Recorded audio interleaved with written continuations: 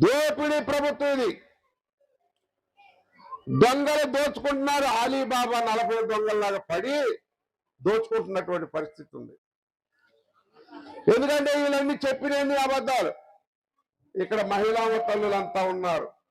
వీళ్ళకందరికీ ఒకటే చెప్పారు, మీకు 18 ఏళ్ళు నిండితే చాలు, 60 ఏళ్ళు వచ్చేంత వరకు నెలకి 1500 మీ ఖాతాల్లో వేస్తామన్నారు. ఇప్పుడు వరకు 18 నెలలు అయితే వేశారా? అసలు అడిగారా దాని గురించి? అదేవిధంగా మన నిరుద్యోగులు ఉన్నారు. నిరుద్యోగులు మొత్తానికి కూడా డిగ్రీ చదివిన వాళ్ళు ఉద్యోగం రాకుండా ఉంటే 30,000 ఇస్తాను, 3,000 3,000 ఇస్తానన్నారు.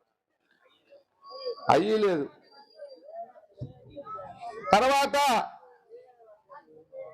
మన 50 ఏళ్ళు నిండిన మన కూడా చాలా మంది ఉంటారు. 5-6 వయసు 50 ఏళ్ళు నిండితే చాలు పింఛను 4,000 ఒక్కడికన్నా ఇచ్చారా?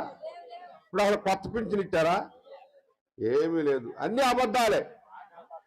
ఈ అబద్ధాలకి పవన్ కళ్యాణ్ తోడయ్యాడు. పవన్ కళ్యాణ్ ఒక పక్క సంతకం, చంద్రబాబు ఒక పక్క సంతకం.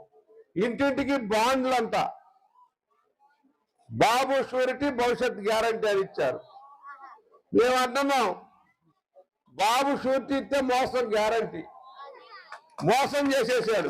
నేను అట్టిగా పోతలేను, నన్ను వడగట్టి పాడగట్టి, నన్ను పాడల్ల వండబెట్టి, నన్ను నలుగురు ఎత్తుకొని, నన్ను 10 మంది మొత్తుకుంటా, నన్ను కోటింటి గొత్తతోటి, నన్ను శాలింటి బట్టతోటి, ఇయ్య మాదిగింటి దప్పుతోటి,